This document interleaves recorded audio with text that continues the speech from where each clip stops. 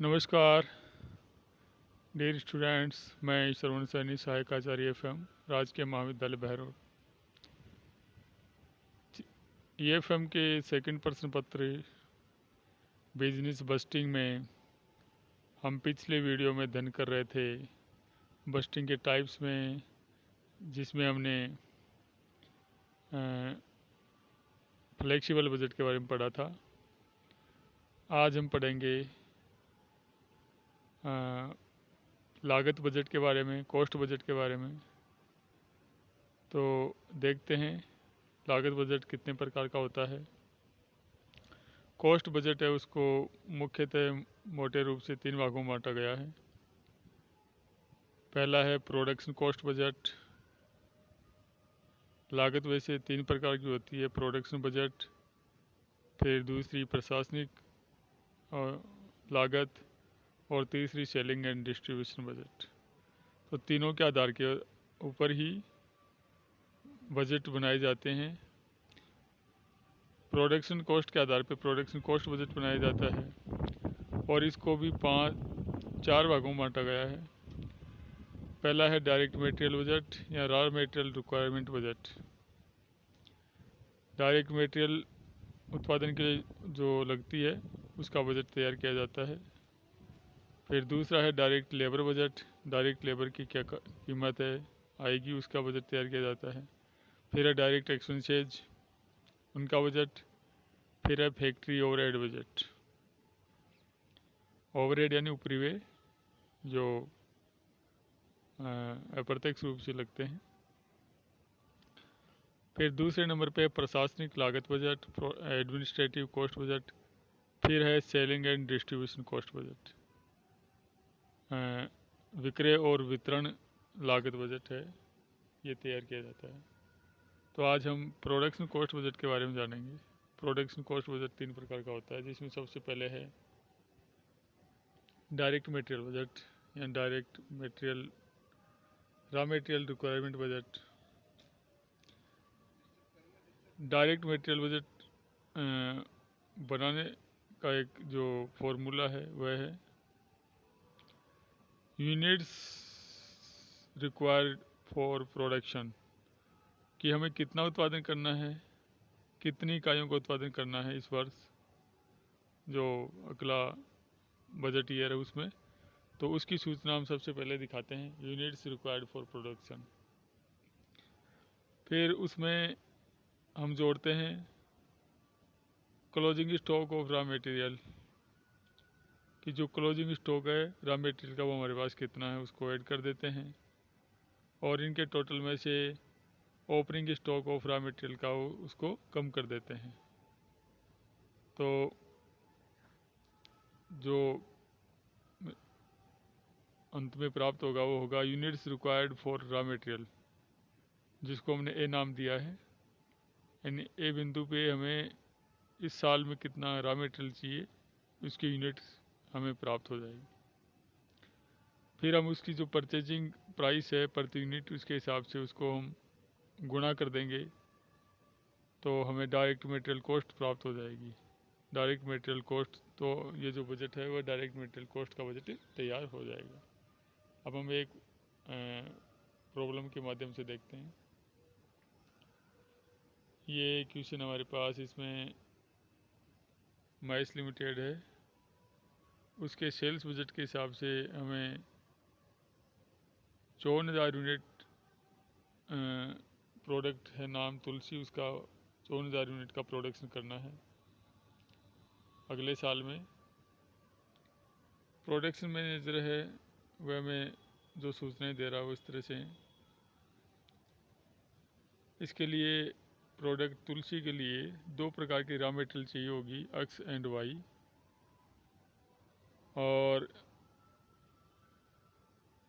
X जो unit raw material है उसकी 2 इकाइयाँ चाहिए होती हैं, और वाई यूनिट की 3 इकाइयाँ चाहिए होती हैं एक यूनिट तुलसी प्रोडक्ट को तैयार करने के लिए।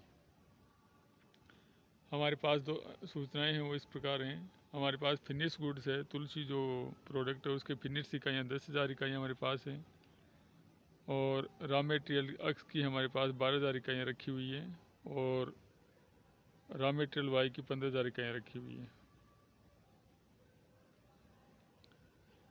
और हमारे पास ये अनुमान लगाया कि लास्ट के जो साल के अंत में हमारे पास फिनिश गुड्स की 14,000 इकाइयाँ क्लोजिंग स्टॉक रहेंगी और रॉ मटेरियल की 13,000 इकाइयाँ और रॉ मटेरियल एक्स की 13,000 इकाइयाँ और रॉ मटेरियल वाई की 16,000 इकाइयाँ हमारे पास क्लोजिंग स्टॉक रहेंगी। Prepare material budget, cost of materials is ₹5 per unit. हमें मटेरियल बजट तैयार करना है और प्रति इकाई जो मटेरियल है उसकी कॉस्ट है वो ₹5 है, यानी उसकी परचेजिंग प्राइस है ₹5। तो हम मटेरियल बजट तैयार करते हैं यहाँ पे। तो रॉ मटेरियल है एक्स और वाई हमारे पास, उसकी हमें रिक्वायरमेंट है। तो raw material required for budgeted production 58,000 इकाइयों का हमें प्रोडक्शन करना है कि 54,000 इकाइयाँ तो हमें साल भर में सेल करनी है। तुलसी प्रोडक्ट की 54,000 इकाइयाँ सेल करनी है।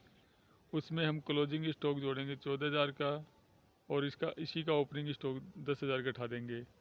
तो हमें 58,000 इकाइयाँ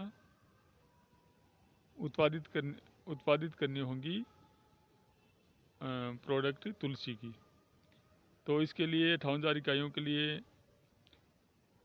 एक्स जो रॉ मटेरियल उसके 2 यूनिट चाहिए और वाई जो इकाई है उसकी 3 इकाई चाहिए 1 यूनिट तुलसी प्रोडक्ट को तैयार करने के लिए। तो 58,000 इकाइयों के लिए एक्स की इसको 2 से गुणा करेंगे तो 1,16,000 इकाई एक्स की हमें खरीदनी पड़ेंगी, रिक्वायरमेंट है हमें। और वाई की 58,000 गुणा 3 बराबर 1,74,000 वाई की रिक्वायरमेंट है रॉ मटेरियल की। अब हम इसमें रॉ मटेरियल का क्लोजिंग स्टॉक जोड़ देंगे। ऐड क्लोजिंग स्टॉक और रॉ मटेरियल, एक्स का 13,000 जोड़ दिया और वाई का जो क्लोजिंग स्टॉक है वह है 16,000, तो हमने इसमें 16,000 जोड़ दिया। एक्स का टोटल है 1,29,000 इकाइयाँ और वाई का टोटल है 1,90,000 इकाइयाँ। अब less opening stock of raw material, x raw material है इसका ओपनिंग स्टॉक है 12,000 और वाई मटेरियल का ओपनिंग स्टॉक है 15,000। दोनों को घटा देंगे तो 1,29,000 में से 12,000 इकाइयाँ घटाने पे जो बजटेड मटेरियल आया हमारे पास वो 1,17,000 एक्स इकाई का और वाई जो है रॉ मटेरियल है उसकी 15,000 घटा दी 1,90,000 में से, तो 1,75,000 इकाइयाँ। अब इनकी परचेजिंग जो है कॉस्ट है वो है प्रति यूनिट ₹5। तो 1,17,000 एक्स की जो इकाइयाँ उनको 5 से गुना करने पे 5,85,000 हमारा इसकी कॉस्ट आ गई एक्स रॉ मटेरियल की। और वाई रॉ मटेरियल की कॉस्ट आई, बजटेड कॉस्ट है 1,75,000 को 5 से गुना करने पे 8,75,000। तो इस प्रकार ये हमारा मटेरियल कॉस्ट बजट तैयार हो गया। अब हम बात करेंगे डायरेक्ट लेबर कॉस्ट की, डायरेक्ट लेबर बजट की। तो डायरेक्ट लेबर बजट हम कैसे याद करते हैं? डायरेक्ट लेबर बजट के द्वारा उत्पादन हेतु आवश्यक श्रम घंटों की मात्रा और उनकी लागत को इसमें श्रम लागत बजट में दिखाया जाता है। भविष्य में जो हमें उत्पादन करना है उसके लिए कितने श्रम घंटे उसके लिए लगेंगे और प्रति श्रम घंटा की क्या रेट होगी, उस प्रकार टोटल लागत लेबर कॉस्ट क्या आएगी उसका बजट हम तैयार करते हैं। तो इसके लिए हमें 2 सूचनाएं चाहिए होती हैं। पहला है प्रोडक्शन हावर्स रिक्वायर्ड, कि कितने प्रोडक्शन हावर हमारे लिए आवश्यक हैं निश्चित जो बजटेड प्रोडक्शन है, बजट में प्रोडक्शन है उसका उत्पादन करने के लिए। वो हम ज्ञात कर सकते हैं number of units to be produced, कि हमें कितनी इकाई प्रोड्यूस करनी है उसको गुणा करेंगे, गुणा multiply by number of labour hours required for each unit, यानी एक यूनिट उत्पादन करने के लिए हमें कितने लेबर हावर का घंटे चाहिए होते हैं। तो इन दोनों को हम गुणा कर लेंगे तो हमें प्रोडक्शन आवर ज्ञात हो जाएंगी। भाई जितना भी समय एक इकाई को प्रोडक्शन करने में लगता है उस समय को हम जो उत्पादन की जाने वाली इकाइयाँ हैं उनसे गुणा करके प्रोडक्शन आवर ज्ञात कर सकते हैं। फिर प्रोडक्शन आवर ज्ञात हो गया, उसके बाद में प्रति इकाई जो प्रोडक्शन आवर आए हैं उनको प्रति आवर जो कॉस्ट लगती है प्रति घंटा प्रोडक्शन कॉस्ट है उससे उसको गुणा कर देते हैं और इस प्रकार लेबर कॉस्ट ज्ञात कर लेते हैं। लेबर कॉस्ट का सूत्र हो गया लेबर कॉस्ट बराबर नंबर ऑफ प्रोडक्शन आवर, इसको गुणा करते हैं कॉस्ट ऑफ पर आवर से। और अब हम इसको एक प्रॉब्लम के माध्यम से देखते हैं। ये एक प्रॉब्लम है, इसमें फॉर्मेट ये लेबर कॉस्ट बजट हमें तैयार करना है नेक्स्ट ईयर के लिए और हमें सूचनाएं दे रखी हैं पवन इंडस्ट्रीज़ के बारे में। प्रोडक्शन फोरकास्ट ये लगा रखा है इन्होंने। ए इकाई की 25,000 इकाइयाँ प्रोडक्शन की जाएंगी और बी की 30,000 और सी की 10,000 यूनिट तैयार की जाएंगी। और फिर नीचे है लेबर, कितना लेबर हमें चाहिए होगा पर यूनिट। एक इकाई को तैयार करने के लिए कितना लेबर चाहिए होता है। स्किल्ड लेबर चाहिए होता है 2 घंटे ए यूनिट के लिए, बी के लिए 3 घंटे और सी के लिए 3 घंटे। सेमी स्किल्ड है जो लेबर ए प्रोडक्ट के लिए हमें 3 घंटे, बी के लिए 3 घंटे और सी के लिए 4 घंटे।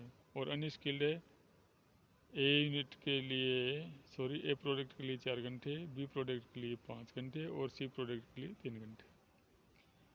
और फिर है इसकी लेबर कॉस्ट।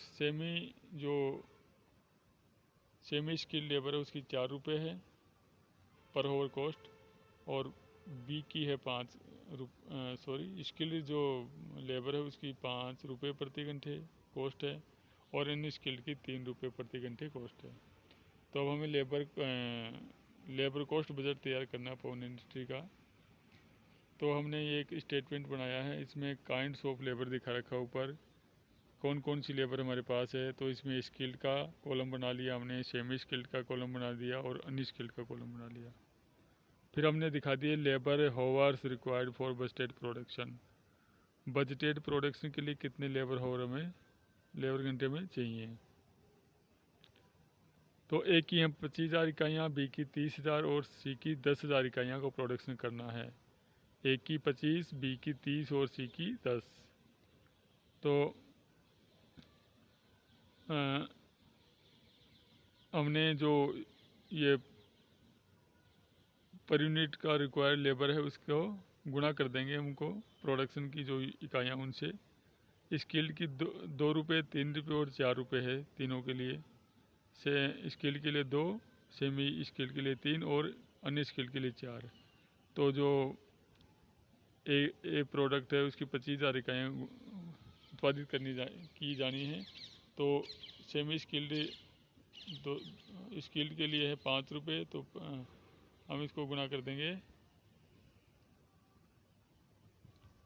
प्रोडक्ट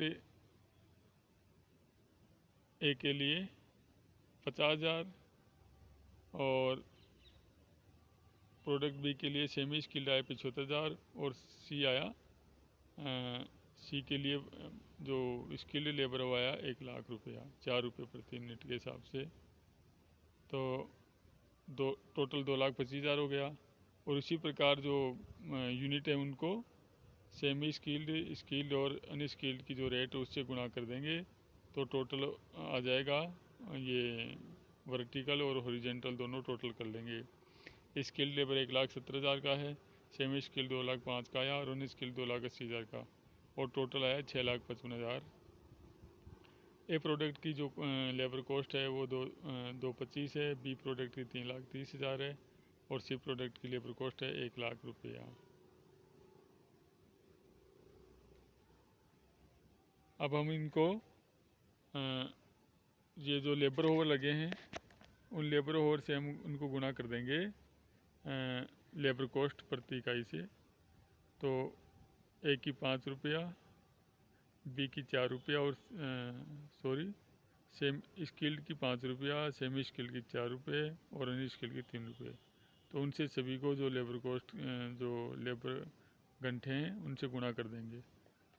तो देखते हैं 50,000 को 5 से गुणा करने पे 2.5 लाख, और 90,000 को 5 से गुणा करने पे 4 लाख 50,000, और सी को 30,000 को 5 से गुणा करने पे 1.5 लाख। इस प्रकार टोटल लेबर कॉस्ट हो गया सेमी स्किल्ड का 8,50,000।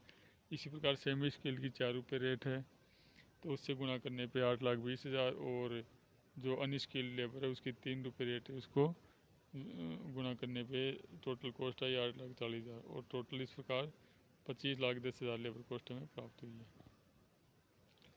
और अंत में हम देखते हैं फैक्ट्री ओवरहेड बजट। इसका एक उदाहरण देखते हैं।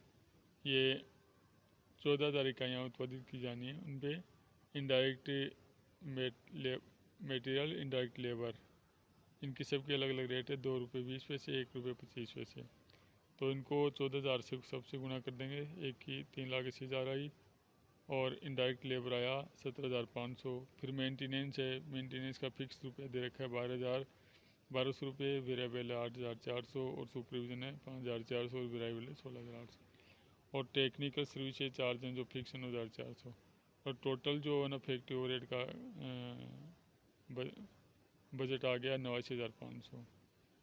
और हम ये ज्ञात कर सकते हैं variable per unit cost change in expenses बटे चेंज इन आउटपुट से।